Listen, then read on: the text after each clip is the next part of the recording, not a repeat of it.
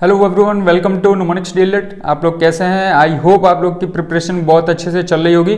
और आज हम लोग डिस्कस करेंगे कि सीटेट का आंसर की तो आ गया है और आप लोगों ने बहुत ही बेहतरीन तरीके से उस आंसर की को मिला लिया होगा और आप लोगों के कितने नंबर आ रहे हैं आपको पता चल गया होगा। तो अब सीटेट के बाद हमारे पास क्या क्या ऑप्शंस हैं, हम लोग कहाँ कहाँ अप्लाई कर सकते हैं और स्टेट में कौन सी वैकेंसी होती है, सेंट्रल में कौन सी वैकेंसी होती है और सीटेट का जो कट ऑफ है यानी कि किस कट ऑफ के आधार पे आप लोग दूसरे स्टेट में अप्लाई कर सकते हैं या फिर सेंट्रल में आप लोग किस कट ऑफ के आधार पे अप्लाई कर सकते हैं। तो इन सब चीजों के बारे में हम लोग एक एक करके डिस्कस करेंगे। तो सबसे पहले देखिए, आप अगर सीटेट का आंसर की मिला चुके हैं तो आपको पता चल गया होगा कि आपके सीटेट में कितने नंबर आ रहे हैं। तो सीटेट के बाद आपके पास क्या ऑप्शंस हैं उसके बारे में हम लोग डिस्कस करेंगे।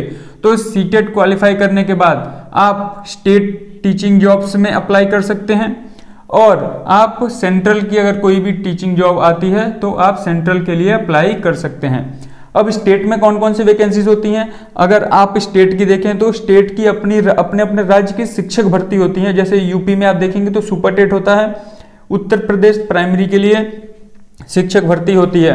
तो अगर आप स्टेट में देखेंगे तो स्टेट की अलग अलग वैकेंसीज हो गई, सेंट्रल की अलग अलग वैकेंसीज हो गई। तो स्टेट में अगर आप किसी दूसरे स्टेट में अप्लाई करना चाहते हैं तो उसके लिए क्या कट ऑफ रहेगा इसके बारे में हम लोग विस्तार से चर्चा करेंगे। तो देखिए, अगर आप स्टेट के लिए अप्लाई करते हैं, अगर आप उत्तर प्रदेश के निवासी हैं और उत्तर प्रदेश से सीटेट पास हैं तो आपको सीटेट का जितना भी रिजर्वेशन है, यानी कि आप अगर ओबीसी वाले कैंडिडेट हैं तो आपका 82 या 82 से ज़्यादा है तो आप बिल्कुल एलिजिबल हैं, ठीक। परंतु अगर आप उत्तर प्रदेश के बाहर के निवासी हैं और उत्तर प्रदेश में अप्लाई करना चाहते हैं सीटेट नंबर के थ्रू तो आपको कोई भी रिजर्वेशन नहीं मिलेगा, आपको बिल्कुल जनरल कैंडिडेट की तरह ट्रीट किया जाएगा। यानी कि आपके 90 से ऊपर मार्क्स सीटेट में होने चाहिए, तब आप दूसरे स्टेट में अप्लाई कर सकते हैं।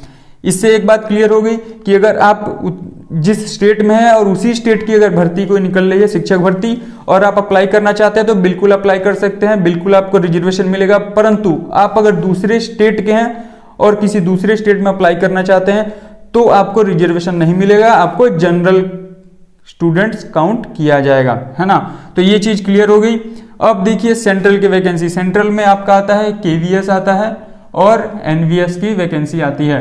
तो KVS और NVS में आपको बिल्कुल 100% आपको अगर रिजर्वेशन मिल रहा है ओबीसी का तो आपको KVS और NVS में भी मिलेगा। यानी आपके अगर 82 या 82 से ज़्यादा नंबर है तो आप लोग KVS या NVS में अप्लाई कर सकते हैं। परंतु आप जो दिल्ली की वैकेंसी होती है, राज्य सरकार की वैकेंसी होती है यानी DSSB की, तो उसमें आप अप्लाई नहीं कर सकते अगर आप ओबीसी के कैंडिडेट हैं। यानी कि दिल्ली की अगर वैकेंसी आती है DSSB की तो इसमें आप अगर ओबीसी के कैंडिडेट हैं तो आपके नंबर क्या होने चाहिए, 90 या 90 से ऊपर होना चाहिए। और आप जनरल के हैं तो ये तो 90 से 90 ऊपर होता ही है जनरल की कट ऑफ। परंतु अगर आप ओबीसी के कैंडिडेट हैं तो आपके 90 या 90 से ऊपर नंबर होने चाहिए, तभी आप जाके DSSB में अप्लाई कर सकते हैं, ठीक है। तो ये चीज़ें आप लोगों को क्लियर हो गई होंगी। परंतु यहाँ पे एक बात है कि अगर आप SC या ST के कैंडिडेट हैं तो आप 82 या 82 नंबर से ज़्यादा रहेगा तो आप DSSB में अप्लाई कर सकते हैं, ठीक है। यानी यहाँ बस रिजर्वेशन SC और ST को मिलेगा, यहाँ पे ओबीसी को as a general candidate treat किया जाएगा। तो आई होप कि ये चीज़ें सारी क्लियर हो गई होंगी और कट ऑफ के जितने भी डाउट हैं वो क्लियर हो गए होंगे। तो आप लोग वैकेंसीज का वेट करें क्योंकि KVS की और NVS की वैकेंसीज इस साल आने वाली हैं, तो आप लोग बिल्कुल बेहतरीन तरीके से अपनी तैयारी करें। एक और बात, अगर आप प्राइवेट स्कूल में अप्लाई करना चाहते हैं तो आप सीटेट के थ्रू, यानी कि सीटेट का जो नंबर है, अगर आप सीटेट क्वालिफाई हैं तो उसके थ्रू आप क्या कर सकते हैं, प्राइवेट स्कूल में अप्लाई कर सकते हैं, है ना। तो आई होप कि चीज़ें क्लियर हो गई होंगी और किसी भी प्रकार का डाउट हो तो आप हमारे कमेंट बॉक्स में कमेंट जरूर करें या आप हमें मेल भी कर सकते हैं instantlearning3@gmail.com। आई होप कि अब सब कुछ क्लियर हो गया होगा कट ऑफ से रिलेटेड और आपको सीटेट के बाद क्या क्या ऑप्शंस हैं उससे रिलेटेड।